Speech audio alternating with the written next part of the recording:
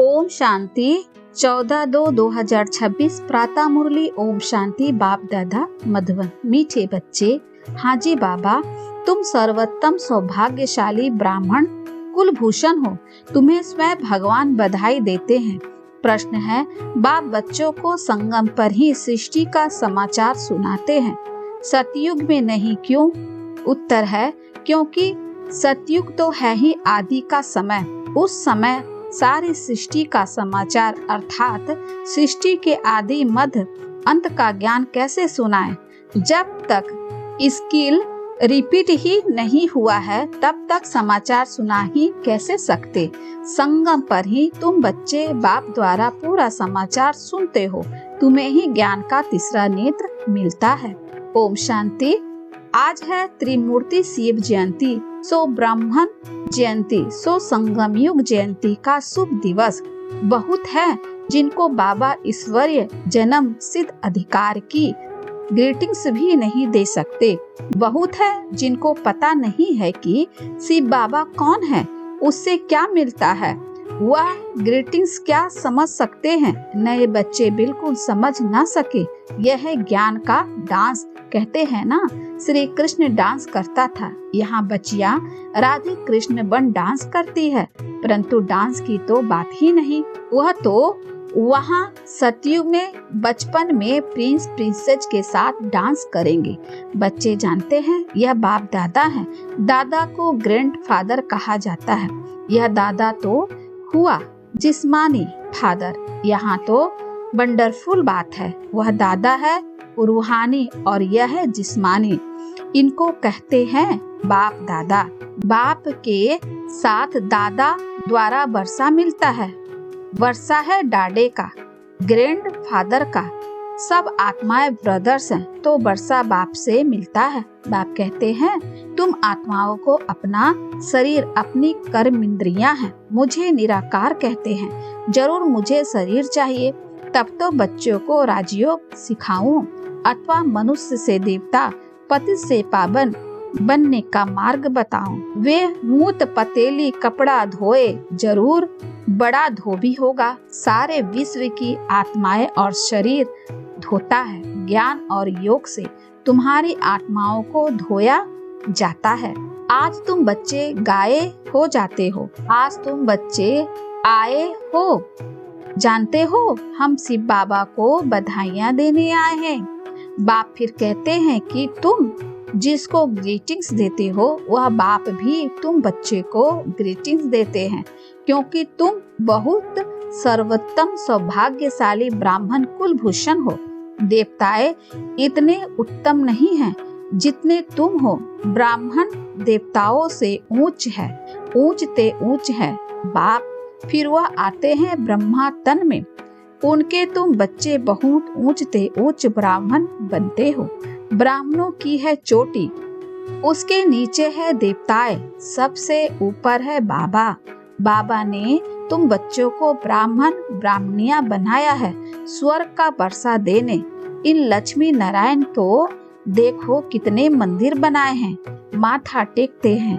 भारतवासियों को यह तो मालूम होना चाहिए कि यह भी मनुष्य है। लक्ष्मी नारायण दोनों अलग अलग हैं। यहाँ तो एक मनुष्य के दोनों नाम रखे हैं।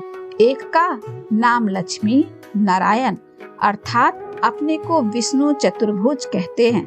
लक्ष्मी नारायण अथवा राधे कृष्ण नाम रखाए हैं तो चतुर्भुज हो गए ना। वह विष्णु तो है सूक्ष्म वतन का एम ऑब्जेक्ट। तुम इस विष्णुपुरी के मालिक बनोगे। यह लक्ष्मी नारायण विष्णुपुरी के मालिक हैं। विष्णु की है 4 भुजा, 2 लक्ष्मी की, 2 नारायण की। तुम कहोगे हम विष्णुपुरी के मालिक बन रहे हैं। अच्छा, बाप की महिमा का गीत सुनाओ। कितना मीठा कितना प्यारा शिव भोला भगवान। सारी दुनिया में शुरू से लेकर अब तक कोई की भी इतनी महिमा नहीं है सिवाय एक के। नंबरवार तो है ही।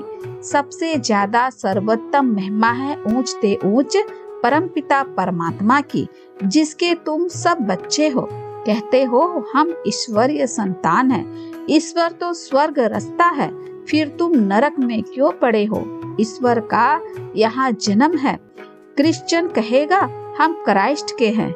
यही भारतवासियों को भूल गया है कि हम परमपिता परमात्मा शिव के डायरेक्ट बच्चे हैं। बाप यहाँ आते हैं बच्चों को अपना बनाए फिर राज्य भाग देने। आज बाबा अच्छी रीति समझाते हैं क्योंकि नए भी बहुत है, इन्हों के लिए समझाना मुश्किल है। हाँ, फिर भी स्वर्गवासी बनते हैं। स्वर्ग में सूर्यवंशी राजा रानी भी है, दास दासियां भी हैं, प्रजा भी होती है। उनमें कोई गरीब कोई साहूकार होते हैं, उनकी भी दास दासियां होती है। सारी राजधानी यहाँ स्थापन हो रही है, यह तो और कोई को मालूम नहीं है। सबकी आत्मा तमो प्रधान है, ज्ञान का तीसरा नेत्र कोई को है नहीं। गीत अभी बाप की महिमा सुनिए, वह है सबका बाप। भगवान को बाप कहते हैं, बेहद का सुख देने वाला पिता। यही भारत है जिसमें बेहद का सुख था। लक्ष्मी नारायण का राज्य था। यह लक्ष्मी नारायण छोटेपन में राधे कृष्ण है, फिर स्वयंवर बाद लक्ष्मी नारायण नाम पड़ता है। इस भारत में 5000 वर्ष पहले देवताओं का राज्य था, सिवाय लक्ष्मी नारायण के कोई का राज्य नहीं था, कोई खंड नहीं। तो अब भारतवासियों को भी जरूर मालूम होना चाहिए कि लक्ष्मी नारायण ने आगे जन्म में कौन से कर्म किए। जैसे कहेंगे बिलड़ा ने कौन से कर्म किए जो इतना धनवान बना, जरूर कहेंगे अगले जन्म में दान पुण्य किया होगा। कोई के पास बहुत धन है, कोई को खाने के लिए नहीं मिलता, क्योंकि कर्म ऐसे किए हैं। कर्मों को तो मानते हो? कर्म अकर्म विकर्म की गति गीता में भगवान ने सुनाई थी, जिसकी महिमा सुनी शिव भगवान है। एक मनुष्य को भगवान नहीं कहा जाता है। अब बाप कहा आया है, समझते हो? सामने महाभारत लड़ाई खड़ी है। अब बाप कहाँ आया है? समझाते हैं, सामने महाभारत लड़ाई खड़ी है। तो मीठे ते मीठा बाबा समझाते हैं, इनको दुख में सब याद करते हैं, दुख में सिमरन सब करे। शिव बाबा को दुख में सब याद करते हैं, सुख में कोई नहीं करता। स्वर्ग में तो दुख नहीं था, वहाँ बाप का पाया हुआ वर्षा था। 5000 वर्ष पहले जब शिव बाबा आया तो भारत को स्वर्ग बनाया, अब नरक है। बाप आए हैं स्वर्ग बनाने, दुनिया को तो पता भी नहीं। कहते हैं हम सब अंधे हैं, अंधों की लाठी। आप प्रभु आओ, आकर आंखें प्रदान करो। तुम बच्चे को ज्ञान का तीसरा नेत्र मिला है। जहाँ हम आत्माएं रहती है वह है शांति धाम। बाप भी वहाँ रहते हैं, तुम आत्माएं और हम रहते हैं। इनकी आत्मा को कहते हैं मैं तुम सब आत्माओं का बाप वहाँ रहता हूँ। तुम पुनः जन्म का पाठ बजाते हो, मैं नहीं बजाता हूँ। तुम विश्व के मालिक बनते हो, मैं नहीं बनता हूँ। तुमको 84 जन्म लेने पड़ते हैं। तुमको समझाया था कि हे बच्चे, तुम अपने जन्मों को नहीं जानते हो। 84 लाख जन्म कहते हैं, यह झूठी बातें हैं। मैं ज्ञान का सागर पतित पावन हूँ। मैं आता तब हूँ जब सब पतित हैं, तभी आकर सृष्टि के आदि मध्य अंत का राज समझाए त्रिकालदर्शी बनाता हूँ। बहुत पूछते हैं पहले पहले मनुष्य कैसे रचे, भगवान ने सृष्टि कैसे रची। एक शास्त्र में भी दिखाते हैं प्रलय हुई, फिर सागर में पीपल के पत्ते पर बच्चा श्री कृष्ण आया। बाप कहते हैं ऐसी कोई बात नहीं, यह बेहद का ड्रामा है। दिन है सतयुग त्रेता, रात है द्वापर कलयुग। बच्चे बाप को बधाइयाँ देते हैं। बाप कहते हैं तत्वम, तुम भी 100% दुर्भाग्यशाली से 100% सौभाग्यशाली बनते हो। तुम भारतवासी युवा थे, परंतु तुमको पता नहीं है बाप आकर बताते हैं, तुम अपने जन्मों को नहीं जानते हो, मैं आकर बताता हूँ। तुमने 84 जन्म लिए हैं। बाप तुमको संगम पर सारे सृष्टि का समाचार सुनाते हैं। सतयुग में थोड़े ही सुनाएंगे, जिस समय सृष्टि की आदि मध्य अंत हुई, नहीं तो उसका समाचार कैसे समझाए। मैं आता हूँ अंत में, कल्प के संगम युग। शास्त्रों में लिखा है, युगो युगो श्री कृष्ण भगवानुवाच। गीता में लिख दिया है, सब धर्म वाले श्री कृष्ण को भगवान थोड़े ही मानेंगे। भगवान तो निराकार है ना, वह है सब आत्माओं का बाप। बाप से वर्षा मिलता है। तुम सब आत्माएं भाई भाई हो। परमात्मा को सर्वव्यापी कहने से तो फादरहुड हो जाता है। फादर को कभी वर्षा मिलता है क्या? वर्षा बच्चे को मिलता है। तुम आत्माएं सब बच्चे हो।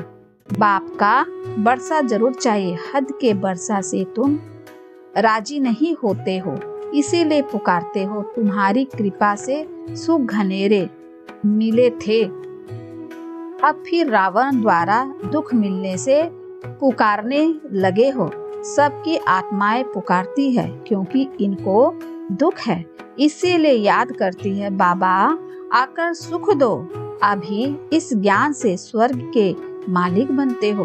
तुम्हारी सद्गति होती है, इसीलिए गाया जाता है, सर्व का सद्गति दाता एक बाप। अभी सब दुर्गति में है, फिर सर्व की सद्गति होती है। जब लक्ष्मी नारायण का राज्य था तो तुम स्वर्ग में थे, बाकी सब मुक्ति धाम में थे। अब हम बाप द्वारा राजयोग सीखते हैं। बाप कहते हैं, कल्प के संगम पर मैं तुमको पढ़ाता हूँ, मनुष्य देवता बनाता हूँ। अभी तुम बच्चे को सारा राज समझाता हूँ। शिवरात्रि कब हुई यह तो मालूम होना चाहिए। क्या हुआ? शिव बाबा कब आया? कुछ नहीं जानते तो पत्थर बुद्धि ठहरे ना। अभी तुम पारस बुद्धि बनते हो। भारत पारसपुरी गोल्डन एज था। लक्ष्मी नारायण को भी भगवान भगवती कहते हैं। उन्हों को वर्षा भगवान ने दिया, फिर दे रहे हैं। तुमको फिर से भगवान भगवती बना रहे हैं। अभी यह तुम्हारा बहुत जन्मों के अंत का जन्म है। बाप कहते हैं, विनाश सामने खड़ा है। इनको कहा जाता है रुद्र ज्ञान यज्ञ। वह सब है मटेरियल यज्ञ होते हैं। यह है ज्ञान की बात। इसमें बाप आकर मनुष्य को देवता बनाते हैं। तुम बधाइयाँ देते हो शिव बाबा के आने की। बाबा फिर कहते हैं, मैं अकेला थोड़े ही आता हूँ, मुझे भी शरीर चाहिए। ब्रह्मा तन में आना पड़े, पहले पहले सूक्ष्म बतन रचना पड़े, इसीलिए इनमें प्रवेश किया है। यह तो पतित था, 84 जन्म ले पतित बना है। सब पुकारते थे। अब बाप कहते हैं, मैं फिर से तुम बच्चों को वर्षा देने आया हूँ। बाप ही भारत को स्वर्ग का वर्षा देते हैं। स्वर्ग का रचयिता बाप है, जरूर स्वर्ग की सौगात ही देंगे। अभी तुम स्वर्ग के मालिक बन रहे हो। यह पाठशाला है। भविष्य में मनुष्य 21 जन्मों के लिए देवता बनने की। तुम स्वर्ग के मालिक बन रहे हो। 21 पीढ़ी तुम सुख पाते हो। वहाँ अकाले मृत्यु होती नहीं। जब शरीर की आयु पूरी होती है तब साक्षात्कार हो जाता है। एक शरीर छोड़ दूसरा लेते हैं। सर्प का भी मिसाल है ना। तुम बच्चे अभी बाप को बधाइयाँ देते हो। बाप फिर तुमको बधाइयाँ देते हैं। तुम अभी दुर्भाग्यशाली से सौभाग्यशाली बन रहे हो। पतित मनुष्य से पावन देवता बनते हो। चक्र तो फिरता है, यह तो तुम बच्चे को समझाना है, फिर यह प्राय लोप हो जाता है। सतयुग में ज्ञान की दरकार नहीं रहती। अभी तुम दुर्गति में हो, तब इस ज्ञान से सद्गति मिलती है। बाप ही आकर स्वर्ग की स्थापना करते हैं। सर्व का सद्गुरु एक ही है। बाकी भक्ति मार्ग के कर्म कांड से कोई की सद्गति नहीं होती। सबको सीढ़ी नीचे उतरना ही है। भारत सतो प्रधान था, फिर 84 जन्म लेने पड़े, फिर अब तुमको चढ़ना है मुक्ति धाम, अपने घर जाना है। अब नाटक पूरा होता है, यह पुरानी दुनिया खत्म हो जाएगी। भारत को अविनाशी खंड कहा जाता है। बाप का जन्म स्थान कब खत्म नहीं होता। तुम शांति धाम में जाकर फिर आओगे, आकर राज्य करेंगे।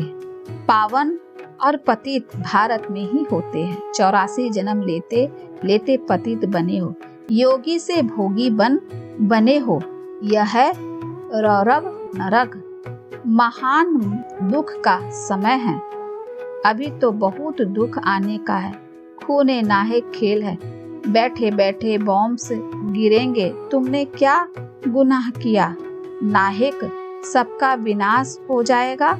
विनाश का साक्षात्कार तो बच्चों ने किया है। अब तुम सृष्टि चक्र का ज्ञान जान गए हो। तुम्हारे पास ज्ञान की तलवार, ज्ञान खड्ग है। तुम हो ब्राह्मण की मुख वंशावली। ब्राह्मण प्रजापिता भी बाबा है। कल पहले भी इसने मुख वंशावली पैदा की थी। बाप कहते हैं मैं कल्प कल्प आता हूँ, इसमें प्रवेश कर तुमको मुख वंशावली बनाता हूँ। ब्रह्मा के द्वारा स्वर्ग की स्थापना कराता हूँ। स्वर्ग में तो भविष्य में ही जाएंगे। चीची दुनिया तो खत्म होनी चाहिए। बेहद का बाप आते ही है नई दुनिया रचने। बाप कहते हैं मैं तुम बच्चों के लिए हथेली पर वहशत ले आया हूँ। तुमको कोई भी तकलीफ नहीं देता हूँ। तुम सब द्रौपदियाँ हो। अच्छा, मीठे मीठे सिखलद्दे बच्चों प्रति माता पिता बाप दादा का याद प्यार और गुड मॉर्निंग। रूहानी बाप की रूहानी बच्चों को नमस्ते। हम रूहानी बच्चों की ओर से रूहानी माता पिता बाप दादा को याद प्यार और नमस्ते बाबा नमस्ते, शुक्रिया बाबा शुक्रिया। धारणा के लिए मुख्य सार है पहला, देवताओं से भी ऊंच हम सर्वोत्तम ब्राह्मण हैं। इस रूहानी नशे में रहना है। ज्ञान और योग से आत्मा को स्वच्छ बनाना है। दूसरा है सबको शिव बाबा के अवतरण की बधाइयाँ देनी है। बाप का परिचय देकर पति से पावन बनना है। रावण दुश्मन से मुक्ति करना है। रावण दुश्मन से मुक्त करना है। वरदान है विस्तार की रंग बिरंगी बातों से किनारा कर मुश्किल को सहज बनाने वाले सहयोगी भव। विस्तार की रंग बिरंगी बातों से किनारा कर मुश्किल को सहज बनाने वाले सहज योगी भव। जब बाप को देखने के बजाय बातों को देखने लग जाते हो तो कई क्वेश्चन उत्पन्न होते हैं और सहज बात भी मुश्किल अनुभव होने लगती है, क्योंकि बातें हैं वृक्ष और बाप है बीज। जो विस्तार वाले वृक्ष को हाथ में उठाते हैं वह बाप को किनारे कर देते हैं। फिर विस्तार एक जाल बन जाता है जिसमें फंसते जाते हैं। बातों के विस्तार में रंग बिरंगी बातें होती है जो अपनी ओर आकर्षित कर लेती है। इसीलिए बीज रूप बाप की याद से बिंदु लगाकर उससे किनारा कर लो तो सहज योगी बन जाओगी। अच्छा, स्लोगन है मैं और मेरे पन की अलाय को समाप्त करना ही रियल गोल्ड बनना है। मैं और मेरे पन की अलाय को समाप्त करना ही रियल गोल्ड बनना है। ये अव्यक्त इशारे एकता और विश्वास की विशेषता द्वारा सफलता संपन्न बनो।